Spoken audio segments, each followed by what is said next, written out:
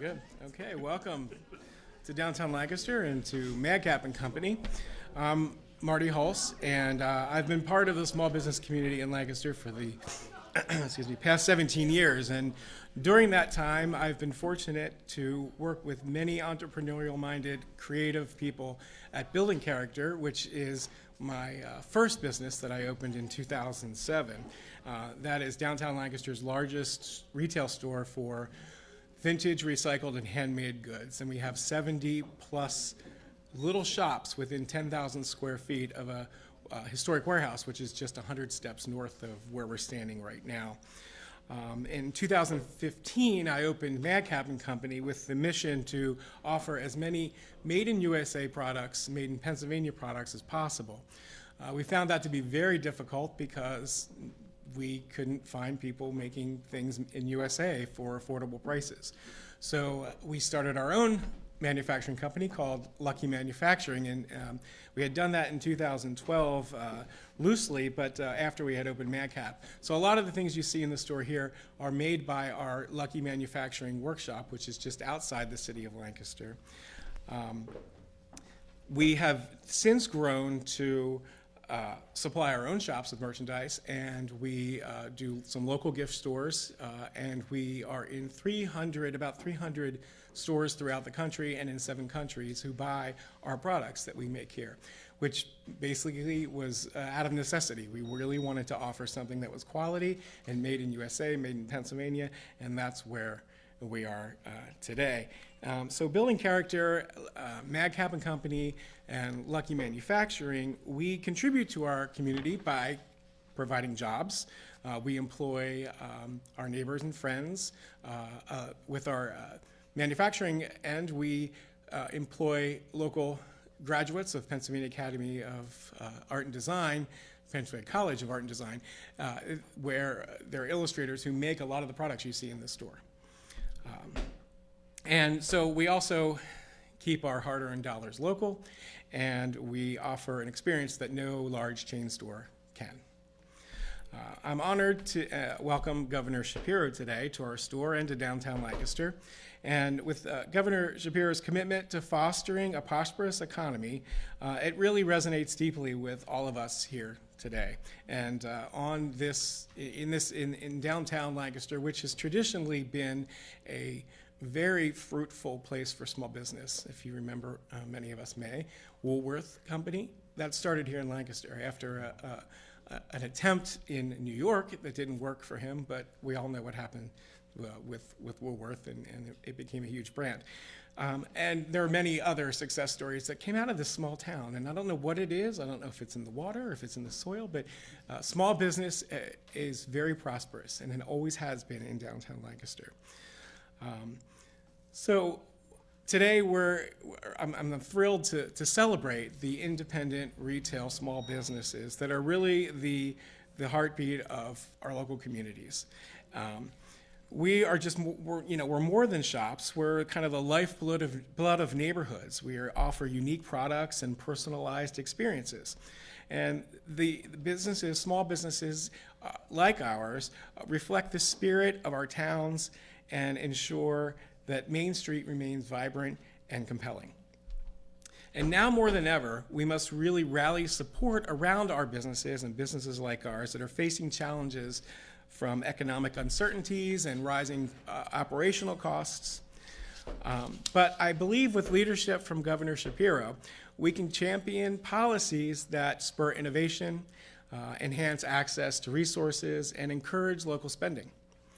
So I thank the governor for coming today and for his commitment to helping independent retailers thrive. I think together we can create a brighter future where every small business has the opportunity to flourish. Thank you very much. And I would like to introduce Governor Josh Shapiro. Thank you. Thanks so much. Marty stole all my lines and said everything that there needs to be said about small businesses, but it's great to be at Madcap with you. Thank you, and it's awesome to be back in downtown Lancaster. We love it here. Laura and I like to sneak out and have a dinner here if we can. We try and be a little incognito if possible. We just love this community. It's a great place to wander around, to buy that gift for a special someone, and to just kind of bump into folks along the way. It is just a wonderful, vibrant downtown and an incredible Main Street. And to have great businesses like Madcap, which are not only making or selling American products, they're making other products right here in order to get them in the hands of consumers. We think that that is really, really important. And I should also mention, full disclosure, I'm running on 2 cups of coffee and a bunch of candy that I got over at Tyler's place at Swedish Candy. So I got a little bit of a sugar rush this morning, but Tyler had a great vision over at Swedish Candy, and man, oh man, they are killing it. They're doing a great job, and I think, you know, some of the TikTok and other things are certainly helping along the way. But his team is growing. You'll hear him talk about it, and growing rapidly, and that's what we want to see more of with our small businesses. And then to go to J. Sharp, a business that's been around for 40 years, to see that juxtaposed with a Swedish Candy, which is in the beginning of their ascent, that's very cool. And that, I think, speaks to the fact that this Main Street is alive and this Main Street is really healthy. You know, I'm privileged to serve as governor and have the opportunity to travel all across this great Commonwealth. And folks will ask me sometimes, you know, geez, everything looks so different across Pennsylvania. How is it that you can represent a community like the Commonwealth of Pennsylvania? It's so big and different and diverse. And the truth is you travel around more and more, the terrain may look a little different in, say, a rural community versus an urban community, a downtown versus a suburbs. But if you look at each community, they all have a Main Street. Now, the Main Streets look different. Sometimes they're tall, multi-story buildings, and sometimes they're one-story buildings, but you can tell a lot about the health and vibrancy of a community based on the health and vibrancy of that Main Street. Lancaster is a great example of a vibrant Main Street. I can tell you, you are an example to other communities across this Commonwealth that want to grow their Main Streets, that understand the importance of those Main Streets. And that's one of the reasons why in my budgets we have fought to invest in our Main Streets. In the last budget, supported by Representative Smith Waddell, your local representative here in Lancaster, we were able to, for the first time, create a $20 million line item just to fund improvements on our Main Streets, to drive more traffic to our Main Streets, to make sure places like Madcap have more foot traffic and more people coming in to buy their products. We think that's a critically important investment, and Main Street organizations across Pennsylvania are already drawing down those funds and making improvements to their towns. To kind of perfect the Lancaster, which understands how to do it, but then also to grow other Main Streets that maybe haven't gotten to where Lancaster is right now. And the fact that Main Streets are now sharing insight and information is really, really encouraging to me. So those investments are really important. But it's also important that the foot traffic that comes to these Main Streets have dollars in their pockets to be able to spend on the great products that you'll find here, the great candy over at Swedish Candy. And that's another thing we've been focused on like a laser beam over the last 2 years, putting money back in people's pockets. I heard loud and clear from the good people of Pennsylvania that with costs rising, we need to do something to reduce costs. And I've heard people's frustration about that, particularly pointed at Washington. Here in Pennsylvania, we're doing something different. We've brought Democrats and Republicans together to cut taxes multiple times to put money back in people's pockets. We heard loud and clear when seniors who are both struggling to stay in their own homes and then struggling to be able to purchase the things that they wanted on their Main Streets, we heard them loud and clear when they said they needed a tax break. In fact, they've been crying out for a tax break for the last 20 years. In my first 6 months as your governor, we passed the largest targeted tax cut for seniors in 20 years. We nearly doubled the property tax rent rebate and increased the number of seniors who qualify by more than 100,000. It's 100,000 new seniors who qualify for relief. So now when seniors wander down the street here, they'll have a few more bucks in their pocket to be able to spend in great places like this. But it's not just our seniors. We heard from families who were struggling with childcare as well. As childcare costs soar, that was money coming out of parents' pockets, right? So they were paying their rent or their mortgage, paying for food, groceries, all that stuff. And then they were seeing their childcare costs become one of those critical costs each month that they had to figure out how to pay for. What did we do about it? We didn't just talk about it. We didn't just tweet about it. We tripled the child care tax credit in Pennsylvania. So now when families are struggling with child care, they have more money in their pockets to offset those costs. So we put the money directly back into the hands of those parents to pay for child care.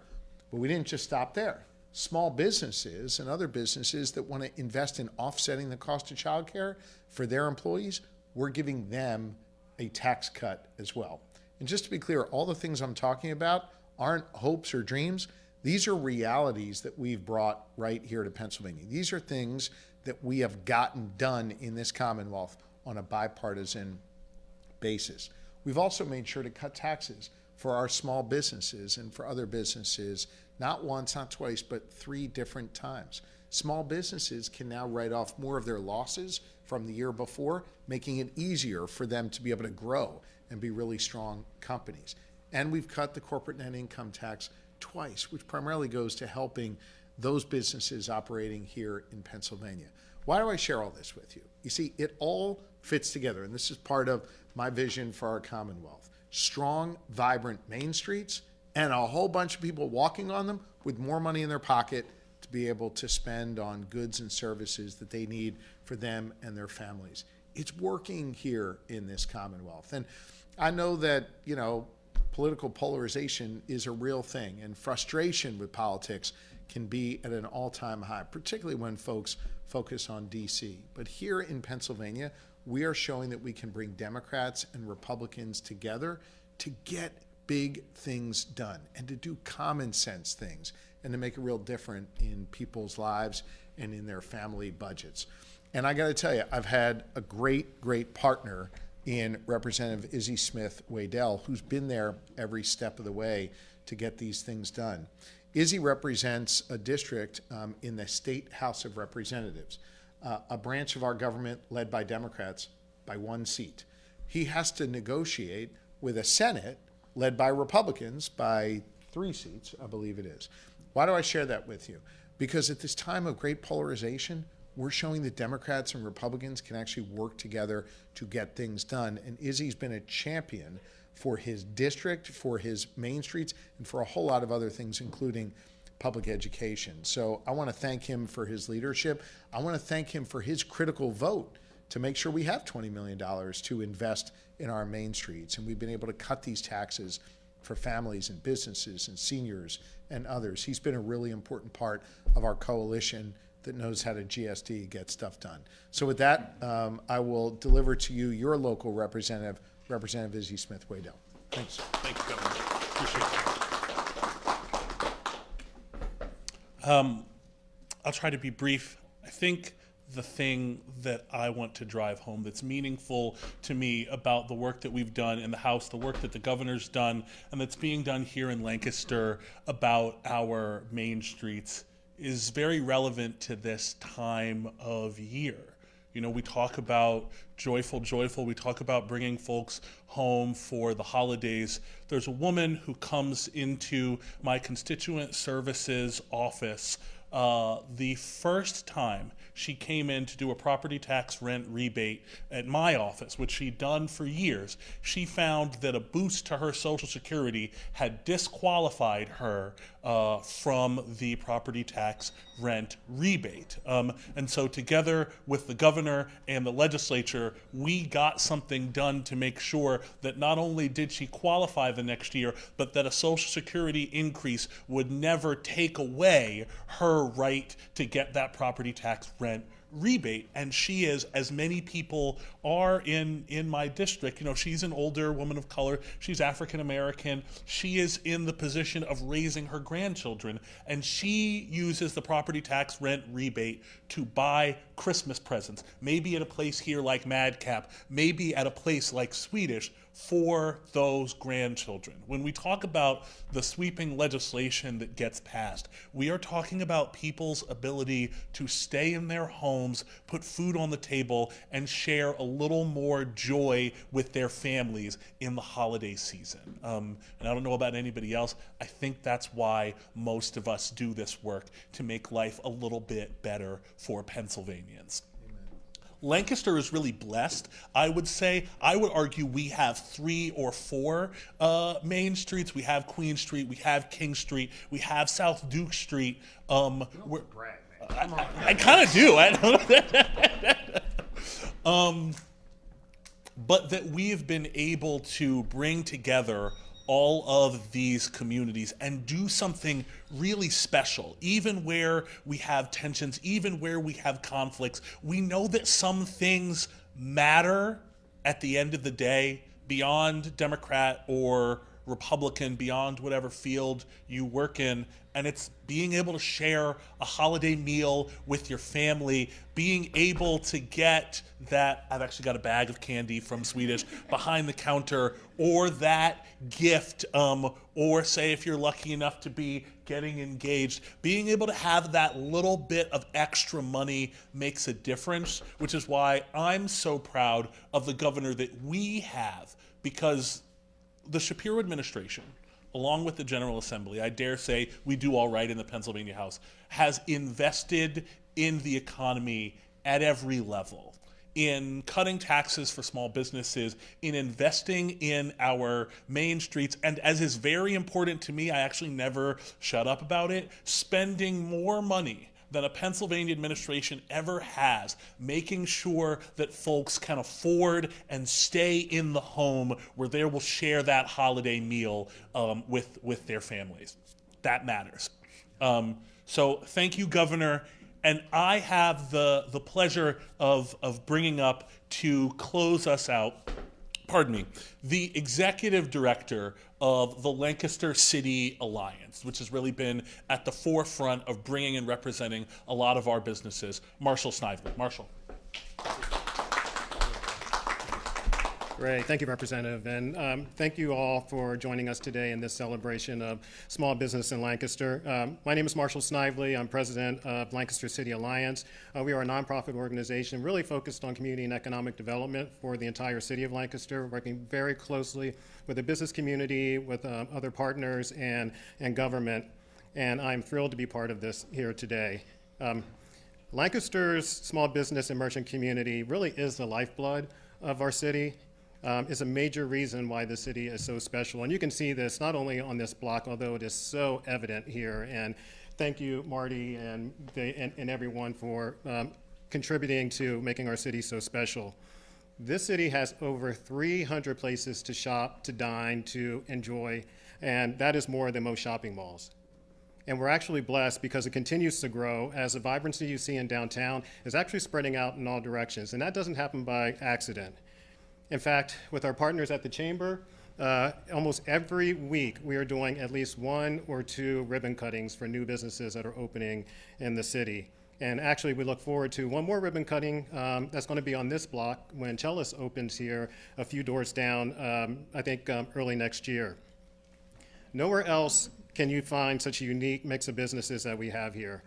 And we also have a very vibrant merchant community that works together. Lancaster City Alliance, in partnership with the Downtown Investment District, we host merchant meetings once a month. We get between 65 and 70 small businesses contributing to these meetings each month. And we had the pleasure last month to celebrate 60 milestone anniversaries in the city.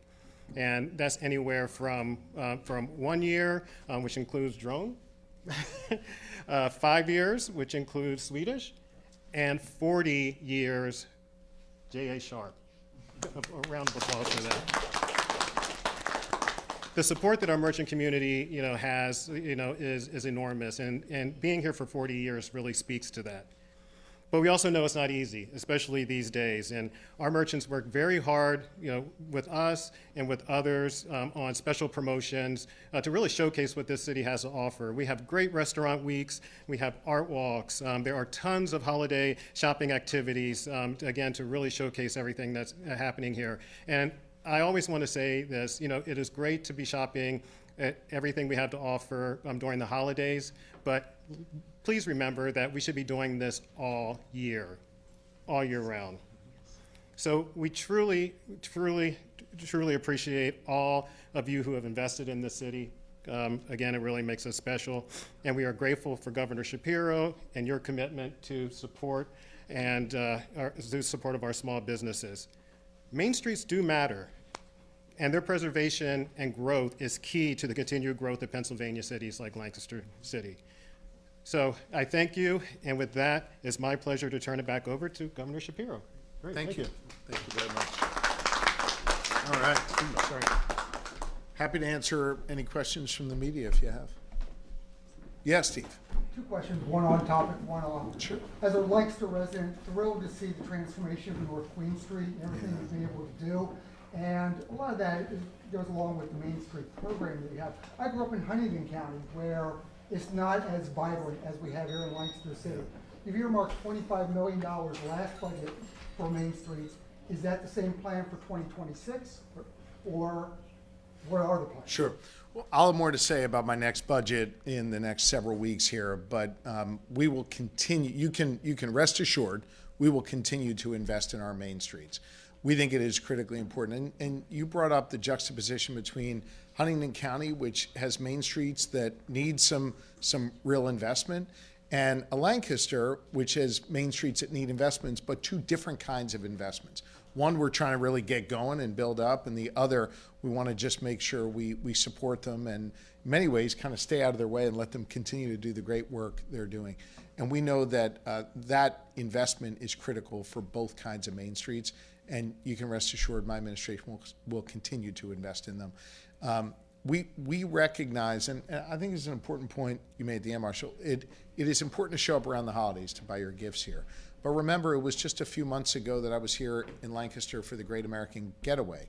We know that downtowns, main streets are an important part of our hospitality and tourism industry, which is just exploding in our Commonwealth. I think our investments there are working as well. So Lancaster enjoys a seat in a lot of different rooms when it comes to the progress of this Commonwealth, and I think downtown Lancaster is strong every day of the year, especially around the holidays. Off topic. Anything else on this? No? All right, Steve, you're up. We're going to switch into something that I know you really enjoy, which is college sports. Yeah. As Penn State gets ready to go to the college football playoff on Saturday, your thoughts on where college athletics is at its highest level right now? Unlimited free agency, limited players, name, image, and likeness. Are there any bills coming before, in the pipeline right now, in the legislature to deal with any of this? I was not anticipating this question, but it is something that I've thought a lot about, and I've had the opportunity to speak with coaches and university leaders, outside forces involved in the NIL, to try and get a better sense from them as to what's working and what's not. It's a little bit of the wild, wild west right now when it comes to college athletics. And while I want to make sure that student athletes are able to benefit from their hard work, certainly not against that, we want to make sure that it's done in a way that preserves competition. Take a look at our Commonwealth right now and the sports teams that we have here. And you sort of look at some of the big sports, right? Football, basketball, although volleyball, particularly at Pitt, is really on fire right now. I worry sometimes that the dollars that go into NIL are going to one particular sport at the expense of others. With the new changes at the college level, where college will be able to use some of the dollars that they generate in their normal course of business for NIL, we have to think about making sure that it's spread out to lift up all sports, not just one particular sport. You got a great powerhouse in Penn State football or Penn State wrestling, Villanova basketball, which has been a powerhouse. That's great. We want to preserve that, protect that. We also want to make sure other schools have the opportunity to compete. When it comes to the added challenge of the transfer portal, what worries me is that these colleges and universities aren't homes for student athletes for several years, but rather for a season, and then they move somewhere else. Now, by the way, I had a kid who transferred colleges, not to play sports, but because he was unhappy where he was. Now he's thrilled where he is. I don't want to take that freedom away from student athletes, but I think we've got to really examine whether the transfer portal combined with the NIL and really unlimited resources that goes into it, is that really the best answer? I think at the federal level, they've talked about it and haven't really done anything yet. And there's a group of us who are examining the issue here at the state to see what can be done to protect student athletes and their interests, but also create a level of competitiveness in all the different sports across the board. So we're not getting big-time winners and then big-time losers as a result of this system. Do you have a prediction for Saturday? Boy, I like the bracket Penn State is in. I hate to predict they're going to win because I don't want to jinx anything, but they're a strong team. I think they got a great quarterback, although, by the way, transfer portal is an example now why they don't have a backup quarterback, because the transfer portal required the backup quarterback to make his decision prior to the end of the playoff season. So I like Penn State. I think they match up well. I actually like them in the next round as well. I think we're on a good side of the bracket here. And they're a tough team. I'm a big fan of Coach Franklin. It's going to be cold and white and noisy. It's a whiteout game at Penn State on Saturday, and I think that home field advantage in the playoff is going to be really special. Yeah. That's more than any of you wanted to know about sports, I'm sure. I could talk about it for hours. I'm sorry, yeah. Governor Evan Bapales with ABC 27. This Hey, one's from Dennis from the mothership. I thought we had a rule. No answering Dennis's questions unless he shows up. He thought he could say that. Yeah, but yet you're still going to ask the question? Do I have to answer it? You don't have to, but I'll shoot. With the Electoral College yesterday, is voter trust in the system where it needs to be right now, or are you maybe concerned there may be lingering doubt depending on who wins? Well, look, let's state the facts. We had a free and fair, safe and secure election in 2020. Donald Trump lost. And we had a free and fair, safe and secure election in 2024. Donald Trump won. You can't only respect our democracy when your chosen candidate wins. The same thing happened both times. Voters went to the polls. Republican and Democratic clerks of elections in these communities did a great job in making sure people's ballots were counted, whether they voted in person or they voted by mail. And we trusted the will of the people both times. I think we got to get over the noise that has been lingering in our democracy for the last 4 years, stoked on by people who knew they lost, but still wanted to try and score some political points. Again, free and fair, safe and secure election in 2020 and in 2024. But I think it's also really important that we acknowledge, as I said to the electors yesterday when I had the chance to visit with them, the election's over. And while I may have had a different preferred candidate than those electors who were assembled there, all of us need to be united in love of country and valuing our freedom and cherishing our democracy. And now that the election is over, we have a responsibility to work to govern together. Just as I'm doing here in Pennsylvania, bringing Republicans and Democrats together, they have a responsibility to do that at the federal level as well. And it's my hope that the president-elect will understand that and will govern as such. Okay? Yeah. Governor, yesterday there was a very passionate debate in York regarding immigration and protecting immigrants in the city regardless of status. There was a debate over how far the government of a city could go without incurring the wrath, so to speak, of the next administration. How could the state, at the state level, protect immigrants, protect refugees, regardless of status, without, potentially putting a target on its back from the next administration? Well, I didn't see the debate in York, so I'm not going to comment on that. I'm going to continue to make sure we enforce the law here in this Commonwealth and protect the rights and interests of the residents of the Commonwealth of Pennsylvania. Again, I didn't see the debate, so I can't comment on it specifically. Okay? Thank you all very, very much. Oh, I'm sorry. I'm from LMP on the other side. Good. You're not going to ask me Dennis Owens' question, are you? No, I'm a business reporter. So you were here a couple of weeks ago with the Get Stuff Done over in Marietta with the GSK plant. It's a big deal. With the elevation of HHS candidate, or he's gonna be approved, who's anti-vaccine. Yeah. That's an anti-vaccine, that's a vaccine plan. Right. What can you do to protect that deal from falling through? Yeah. What are the risks with the elevation of that kind of percentage? Well, the deal's not going to fall through. The Commonwealth made an investment. We're going to carry forth with that investment. And GSK is already constructing their new facility. But I think you ask a really good question, which is if the federal government curtails the availability of vaccines because Robert Kennedy wishes that to be so, that does have an impact on the life sciences marketplace. And we are home to a number of life sciences and pharmaceutical companies here in Pennsylvania that could be harmed if Robert Kennedy is successful in pushing his agenda through. Now, I have been encouraged by the fact that responsible leaders on both sides of the aisle are speaking up and challenging him on these things. And it seems like every time he gets challenged, he sort of backs down. So what we're about to, in fact, I would note Mitch McConnell, the former Republican Senate leader, challenged him on the fact that he wanted to get rid of the polio vaccine. McConnell, a polio survivor's life literally is been what it is as a result of the vaccine that he had.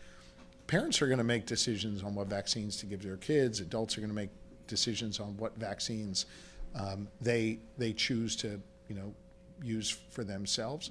But the bottom line is we should be instructed by the science behind it, not by any kind of extreme views espoused by an individual like Robert F. Kennedy Jr. I'm open to hearing him out. I'm open to hearing what his plans really are. I think it's best to hear it in his own voice as opposed to, this is no disrespect, as opposed to how it's translated through the media sometimes. I want to hear his voice as to what he plans to do with vaccines and how it would impact a facility like ours in Marietta. I'm open to hearing that, but I think it is dangerous to ignore science and ignore well-documented health care that's existed for some time. Last thing I'll say is Pennsylvania has been the proud home to all kinds of extraordinary developments when it comes to vaccines and science. Jonas Salk at the University of Pittsburgh, of course, developed a polio vaccine. Fun fact, I wrote a book report on Jonas Salk way back in the 5th grade, so I know just a little bit about it. But we also had 2 Nobel laureates who won because of the development of the mRNA vaccine, which was used for the COVID vaccine and can be used for other things, who came out of Penn in the southeastern part of our Commonwealth. So we've got a long history here that we're very proud of, that we want to protect. We want to make sure individuals are able to make choices for themselves, but we also want to make sure that sectors of our economy are not harmed by some of the views espoused by those coming into the incoming Trump administration. Okay? Thanks, everybody. Merry Christmas, Happy Hanukkah, Happy Kwanzaa, Happy New Year. I hope everybody just has joy and happiness and maybe even a little bit of relaxation, okay? Thanks, everybody.